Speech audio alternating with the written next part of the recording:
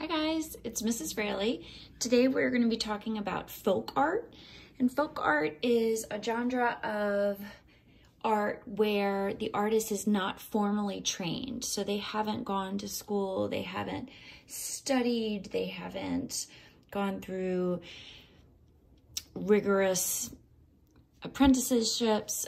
So that is one element of folk art. And then the other element of folk art would be that the artist actually chooses to ignore some of the lessons that we've already talked about. They've chosen to ignore perspective or depth or value.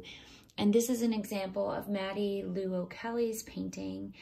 And you can see that the trees in the distance and the farmer in the distance still has as much detail and as much vibrancy and color, even though it's far away. And we've learned that oftentimes when there's something in the distance, we lose some of that distinction, we lose that detail, and oftentimes the colors become more muted.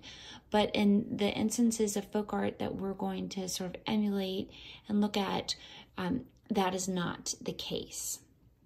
So I wanted to highlight a couple of individuals in the Americana sense of folk art. And one is a woman named Anna Mary Robertson. And she was, in fact, a self-taught artist. And she did not start painting until the age of 78. And she painted up until she was about 101, out of all things.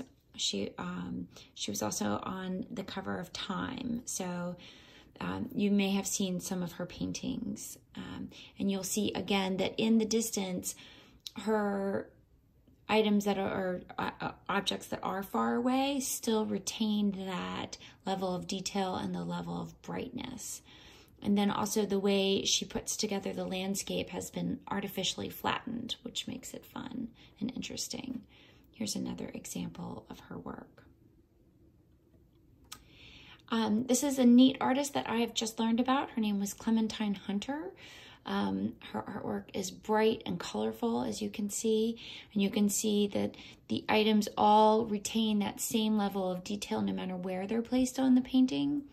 And she was born on a plantation in Louisiana, and she never learned to read or write, but she did, obviously, she was a self-taught artist. And then what was really neat is she was granted an honorary degree of fine arts from a local university. So, so she was able to get a college degree. Horace Pippin is another folk artist, and he actually fought in World War I in a famous regiment of African-American fighters called the Harlem Hellfighters. And he actually hurt his arm in the war, and part of his, I guess, physical therapy to help that arm was through painting. And then he became very famous for his paintings. And again, you can see back here that that house in the background still has as much detail as the foreground. And these are some more examples of Mattie Lou O'Kelly's art. And this is going to be inspiring either if you're doing trees, the project for trees, or if you're actually going to do the folk art landscape. But I wanted to show you some examples of folk art and what we'll be doing today.